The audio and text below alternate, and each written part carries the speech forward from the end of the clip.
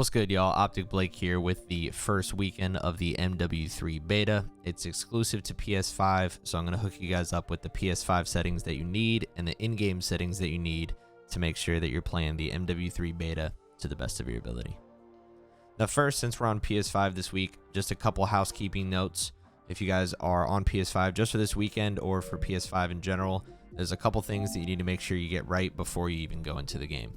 Little housekeeping note, if you guys are making content or recording like I am, you're going to want to go in here to HDMI and make sure enable HDCP is off. Otherwise, your Elgato or your recording capture device is not going to work. So for anybody, doesn't matter if you're recording or not, go down here to screen and video. And for your video output, make sure that your resolution matches whatever monitor or TV that you're playing on. And you also want to go down here and make sure that the 120 Hertz output is on automatic and not set to off. And last thing in the PS5 menus, go down here and make sure HDR is off. This is going to adjust the black levels and the contrast of your game a lot and make visibility kind of weird. So we want to handle all of that in game. That should be all of the PS5 settings. And then we can go ahead into Call of Duty. All right, so once we're in the game, go over to the settings menu. Let's start with controller first, and we'll go left to right. So first, make sure your aiming input device, this will apply more to PC, but make sure that's set on controller. If you guys play with a different button layout, I play on default. I use a Scuff PS5 Reflex, and I have bumpers on the back, so my slide and jump are on the back of my controller. But if you play tactical or something like that, this will be the spot to change it. And you want to come down here to controller vibration, turn this off. Trigger effect, you do not want haptics. It like makes it feel like you have to like pull against resistance for like a trigger. Not for us. Trigger effect off. And dead zone inputs, this is one of the biggest things you guys need to make sure that you change for the beta. Essentially, this applies to how much you have to move each stick to make the in-game character or weapon move. So you want your left stick min and your right stick min as low as possible without getting stick drift. So I recommend starting these at like 2, and then if you're getting stick drift, just keep going up by 1 value until you don't get any stick drift. You want this as low as possible because it's going to make your aim and your movement feel as snappy as possible for the game. All of this controller tab looks good. Let's hit R1 over to aiming. Now, sensitivity is obviously all preference. I'm going to be playing at a slightly higher sense because I'm sniping a lot, but generally a lot of pros played in the 5 or 6, 5.5, 6.6 range last year. I'm going to leave all the sensitivity multipliers all the same. And the next thing we're going to change is aim response curve type. Now, a lot of pros have played on dynamic for a long time. I've played on dynamic for a long time as well. It feels good. It's a little snappier. It might not be as strong of a pull all the time, but it's very, very nice. So I highly recommend trying dynamic. It's honestly saved careers. So try out dynamic aim assist and leave the target aim assist on and aim assist type at default. People played Black Ops for a while, but there was a big update with it and everybody just went back to default. And motion shouldn't matter, so we are done with controller and aiming.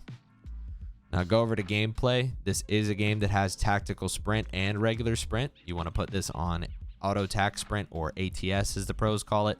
There's a reason this is GA'd. It's really good. Turn that on. Turn your grounded mantle off. Otherwise, every time you go to drop shot, you're going to climb something and die. These all should be the same. Leave automatic airborne at partial.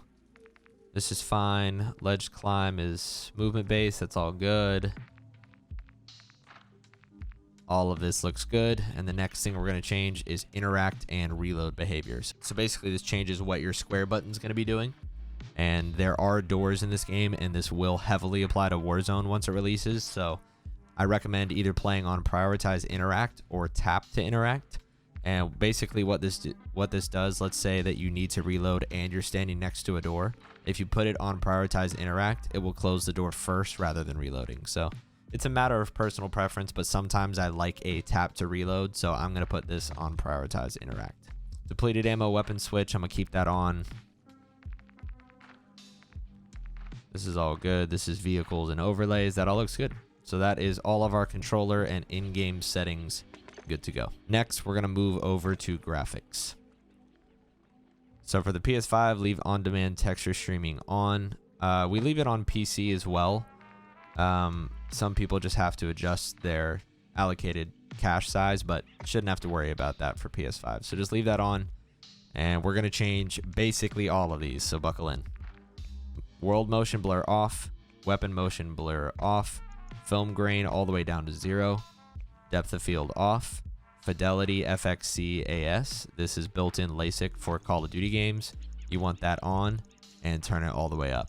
If you don't like it, if you don't like how sharp this looks, turn it to like 80, but highly recommend playing with that on. Then if your monitor or TV supports it, go ahead and enable 120 Hertz refresh rate. That'll make the game feel nice and smooth. And for the FOV, most pros and content creators play above 100 FOV, so definitely recommend going above 100. I'm going to play pretty high in this game, probably about 115. And then when you press square on it, it will show you these two options. Leave the ADS field of view unaffected. That's going to help a lot with visual recoil. And I'm going to change my weapon field of view to wide. This basically puts the gun farther out in front of you, makes it smaller. Also makes it look like you're moving faster. And for your first person camera movement, you want this all the way as low as it can go, down at least. Now this is a random little thing. I'm actually going to give this a try. The inverted flashbang setting was set kind of an accessibility setting, but flashes are really OP in the beta. So I'm going to try this out, and I'll let you guys know in the comments if it works for me. But basically when you get flash, it'll put you into a black hole rather than blinding you with a white screen. For spectator camera, this is the GoPro kill cam or spectating your teammates. I much prefer it as normal, so I'm going to put that on game perspective. Adjust your brightness settings accordingly. You do want that middle one barely visible, so I'm going to leave that one on 47, but that's very much dependent on your monitor. And make sure your safe area is good. Lastly, on audio, home theater was the best in the previous MW titles, so hopefully that stays the same. But as for now, it shouldn't matter as much since there is a dead silence perk in this game, so just set that to home theater and you should be good to go. I hope you guys enjoy the first weekend of the MWIII beta on PS5, and if these settings helped you guys out, I hope you're shooting better, and if it did, maybe leave a like on the video. Really appreciate all the subs and all the love on the first upload from COD Next, and I'm pumped to get you guys some videos this year. Y'all take it easy. Enjoy weekend 1 of the beta. Peace.